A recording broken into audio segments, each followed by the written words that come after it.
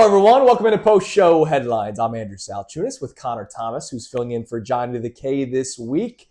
Post-show headlines, 5 questions, 2 minutes apiece. We get the hell out of here. Please like and subscribe. We appreciate everybody that does that every time you watch post-show headlines. The liking part, the subscribing part, I think you already did that. So thank you. And if you don't know how to do it, I'm sure you can Google it. I don't know how to do half this stuff. You don't know how to subscribe to a YouTube account? You just click the little bell and it just gets you subscribed. You get notifications. It's easy. There's a little button. It's that easy. Even I can do it. All right, question number 1. So earlier today we were talking about the TJ Watt stuff. Even though Shefty said he thinks he goes back to Pittsburgh, I do too. And I don't think the Eagles could acquire TJ Watt. So I have a question for you. Who was the last star that you wanted one of the teams to get and they got him? Oh, it's easy. It was Saquon. Okay. Yeah, it is easy. Saquon happened not that long ago. Was the one, because Saquon was Saquon before or after Paul George? He had to have been after. It was before Paul George. It was March. So then I guess it was Paul George. Because Paul George, I was in Estonia. Yeah. When I was in Estonia when I found out that the Sixers landed Paul George, and I was that was July. So yeah, it was right when the new league year opened up, legal tampering.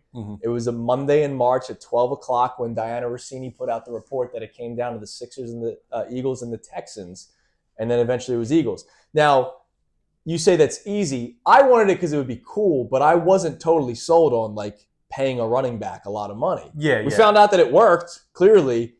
So that, Saquon wouldn't have been my answer. My answer probably would have been Harden. That would have been a good pick. I wanted James Harden. I wanted Harden the first time around with the Rockets when Maxey was on the table, before Tyrese became Tyrese Maxey. And then I wanted him when Simmons was sitting out. Yeah, there's another guy you're missing, though, I think. And that would be one Trey Turner. Was he a guy for you that was a star player? He was an all-MLB shortstop the year before he hit that free agency. Yeah, I don't think I was, doing shows on it, though. Harden was I want this. I need this. Trey Turner, remember when they signed Turner, it was, oh my God, they were just in the World Series last year, and now they got Trey Turner? Right. James Harden he's going to help save this more wreck. Impactful. Right. Whereas Trey Turner was an added piece. So I don't think I had that sort of energy leading up to it. Interesting. But we've had a good stretch of the Photoshop players like Bryce Harper. They're available, and it's just maybe Philly, and then they do. Bryce Harper was that. You think about our childhood, let's just think the 2010s. That didn't happen, man. No. Well, no, it did. Nnamdi, Hunter Pence. I was not a fan of Hunter Pence, but there were people that wanted Hunter Pence. That was in the 2010s. But that's 2 guys over a decade. Yeah, I get it. It feels like it's happened a lot recently here in Philadelphia. I guess that's contention windows. By the way, were you a Harper or Machado? Because I was Machado.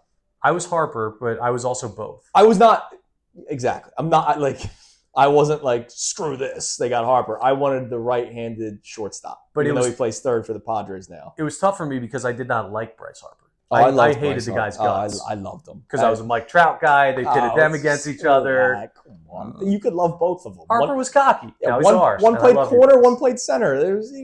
You could have had both of them on the team. All right. I saw a tweet right at the end of the show.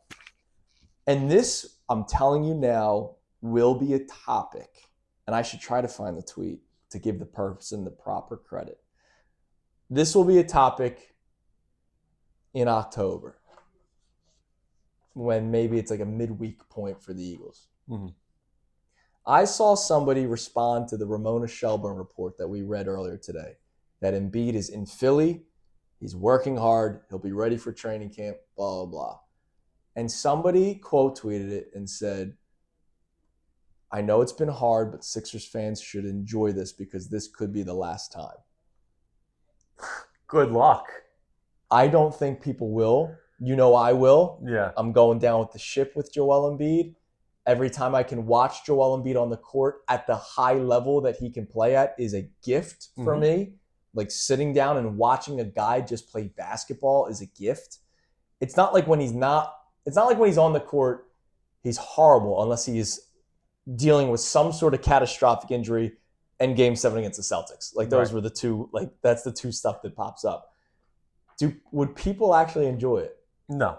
Are they just going to hate watch or not watch or wait till the injury to happen? Yeah, the large majority are going to watch this season the way they watched last season. It's going to carry over. Yeah. And even if they get things rolling, there's always going to be that worry, that black cloud hanging over you of when does he get hurt? Yeah. And that's sad, but it is sad. I can't fault people for watching it that way. Look, as one of the biggest Embiid defenders there are, I'm not even telling people to just enjoy it. I will personally. Right, we can make the choice. But I'm never going to tell somebody, hey, this could be it. Try to enjoy it.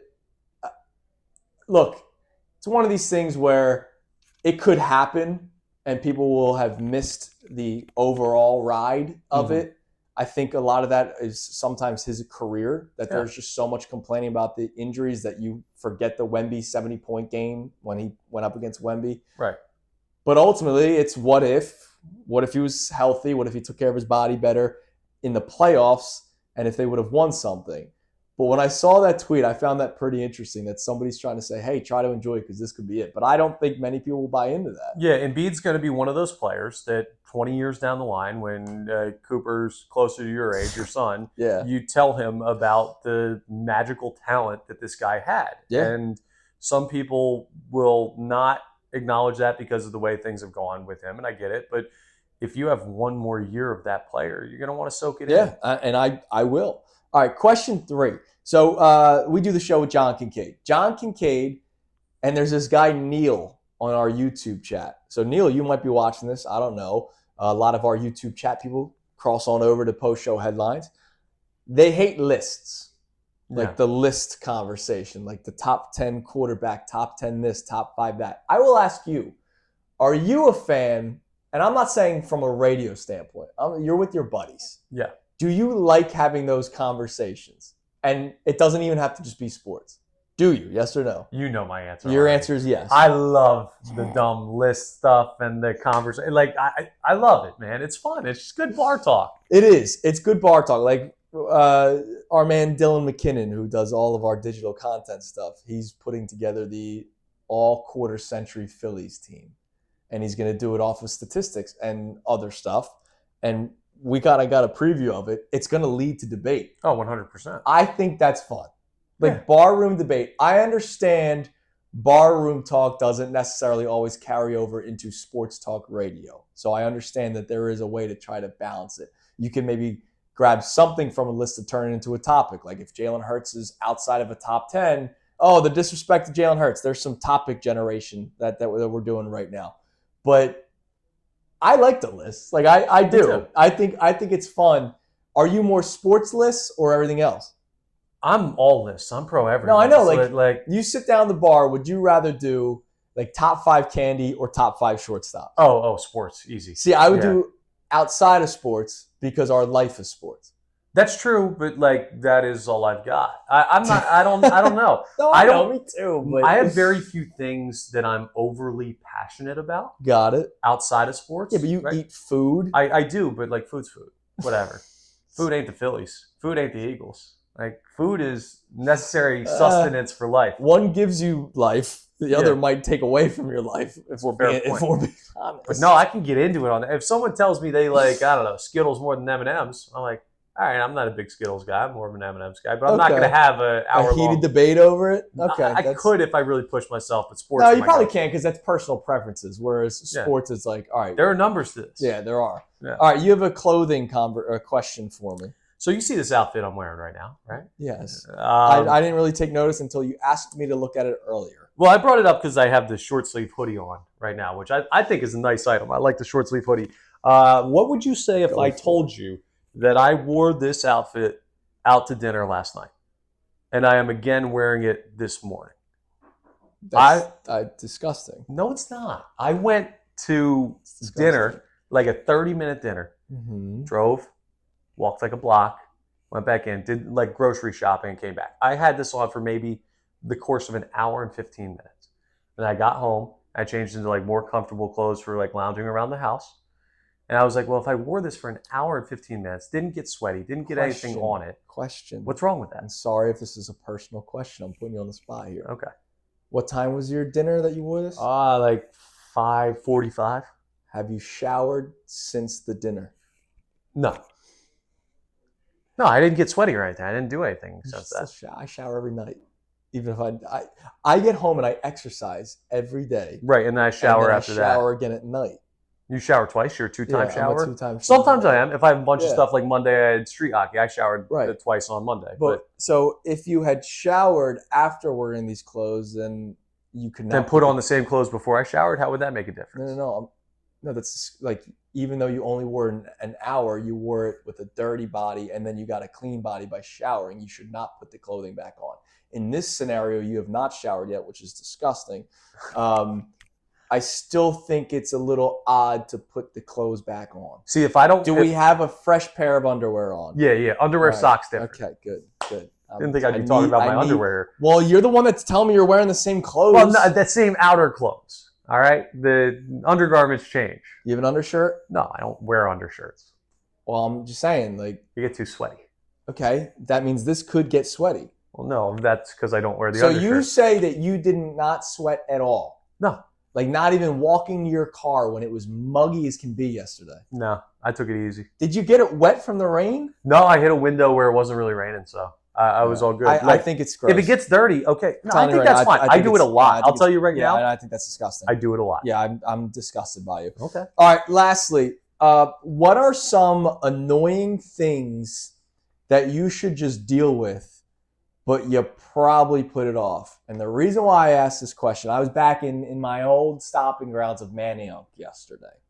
I was helping out with some college kids, just sort of learn about radio and sports media and all that kind of stuff. And they asked you? They asked me. I parked under the train tracks. I've done that a million times. I lived in Manayunk for 6 years. Can't tell you how many times I parked under the train tracks.